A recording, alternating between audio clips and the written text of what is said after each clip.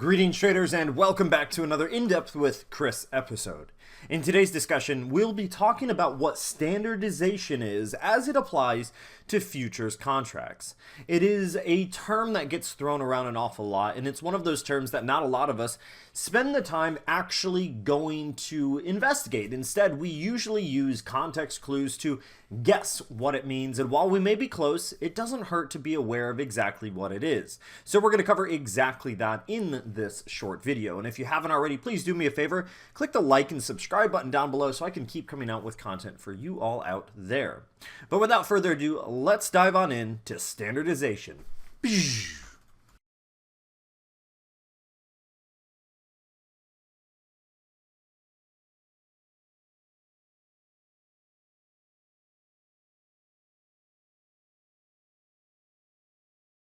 Financial derivatives contracts can be seen as one of the most complex investable instruments that we can choose from as traders. Some people will tell you that in order to trade them successfully, we should and have an obligation to be familiar with each contract's specific details and their intricacies.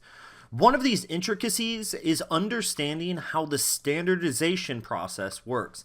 So we'll start off with covering the definition of what standardization of derivatives contracts is.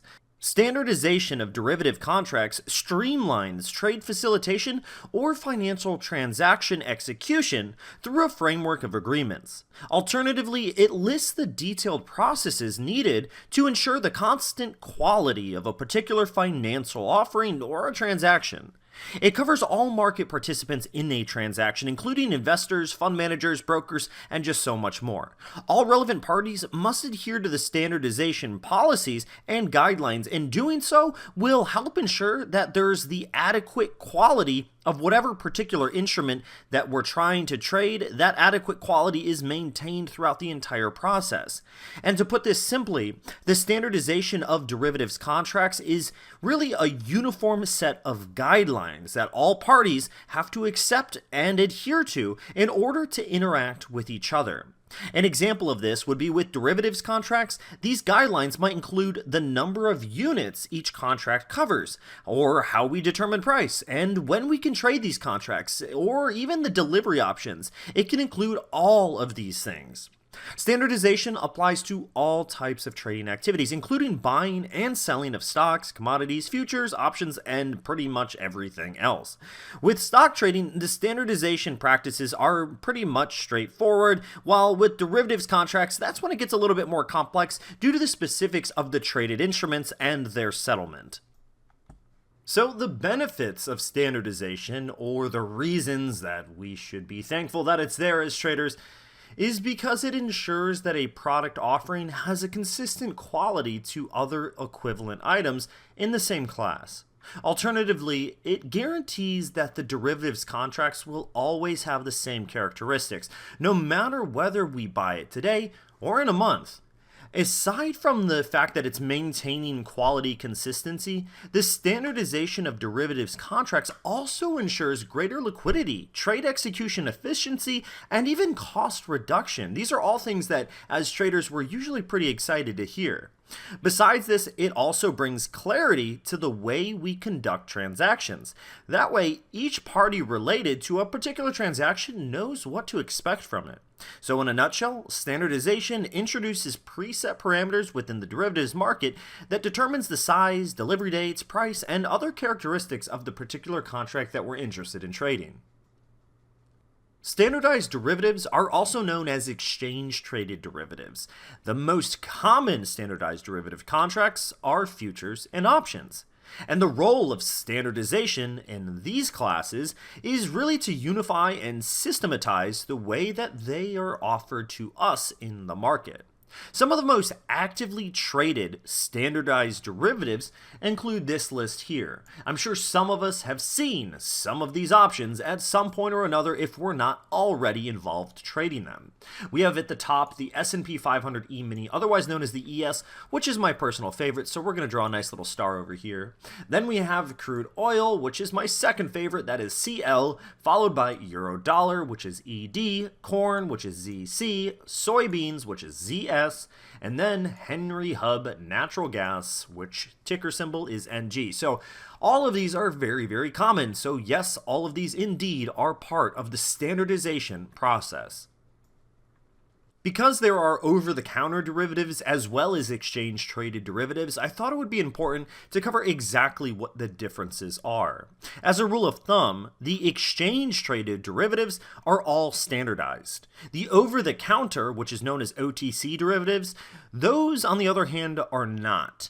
Instruments traded on public markets should adhere to the standardization guides of that particular exchange, while meanwhile, the OTC derivatives aren't subject to strictly defined standardization rules, and they can be customized.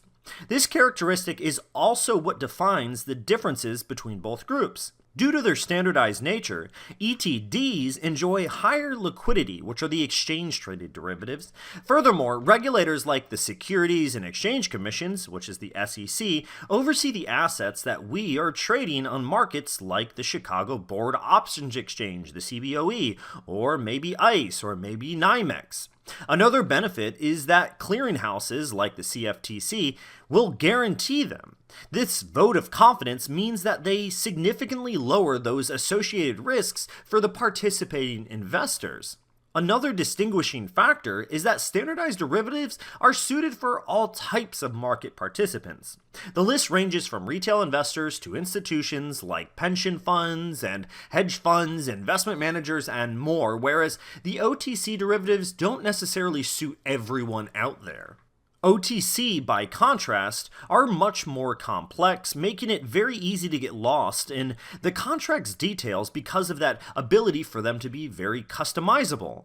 While the lack of standardization makes them more flexible, it introduces more aggressiveness and complexity to the market as a whole, which isn't always exactly the best environment for a mom-and-pop investor. The OTC market heavily leans towards institutional investors. The primary users of the OTC derivatives market are the several large-scale investors, or otherwise known as whales, who trade there to avoid destabilizing the public market with their big trades or to simply negotiate better terms outside of the standardized market. Although the OTC trades usually have massive individual volumes, they aren't frequent. The trading activity on unregulated markets is much more infrequent, making it a whole lot less liquid. Many instruments aren't even offered or traded daily on OTC markets. When talking about how futures contracts are standardized, let's take the CME for example. The exchange has standardized items and specifications for each futures contract that it's listing and offers for trading. These specifications include a contract unit, a price quotation, trading hours, an expiration date, settlement procedures, lot size, quality, and other essential details. Furthermore, exchanges also have guidelines that specifically state the underlying instruments that they can use to create derivatives contracts. The idea of standardization for futures contracts is to make it easier for investors to get familiar with everything that they should know about the instruments that they're interested in investing in. If we were to take a look at what the standardization principles mean for futures contract size, for example, the standardization principles allow the market to be more accessible when we look at things like the standardization for the contract sizes. It allows the contract to be of reasonable size that small investors can actually afford. Things like this allow us as traders to trade, and it's all because of the standardization process. Options contracts are standardized as well, and they are standardized according to the specific guidance of the exchange that they're trading at. The standardization specifics depend on the type of underlying instrument. If we were to take a look at, say, corn options from, say, the CME, the standardization will cover contract specifics like the base unit, minimum price fluctuation, trading hours, listed contracts, exercise style, settlement method, and more. When it comes to options contracts, we would want to know generally that there are all types of instruments that we have available to us. The standardization specifics depend on the market that lists them. For example, there are equity options, bond options, index options, currency options, interest rate options, options on futures, and even options on the weather forecast. Standardization in the options market might look something like each contract represents 100 shares of a particular company. The fact that there's some type of standardized procedure where we now can expect each contract to control 100 shares makes it easier on us as the investor because we have that consistency in our life. So standardization is a beautiful mechanism for us as traders to more easily navigate derivatives marketplaces. It gives us both more liquidity as well as more transparency into what's going on and how something will go on before we ever even click the button to execute a trade. We have the exchange traded derivatives, and we also have the over-the-counter derivatives. Remember, the difference here is with the OTC derivatives, they do tend to favor the whales. They have the ability to be customized, but they inherently do have more risk, and the markets are not nearly as liquid or not nearly as consistent. But until next time, thank you for joining me as always. In this presentation, we talked about what derivatives are and what they are as it pertains to the standardization process. But if you're interested to see what we talk about next, then you're going to have to meet me there. Cheers, folks. See you all very soon. Good luck in the markets. Over and out.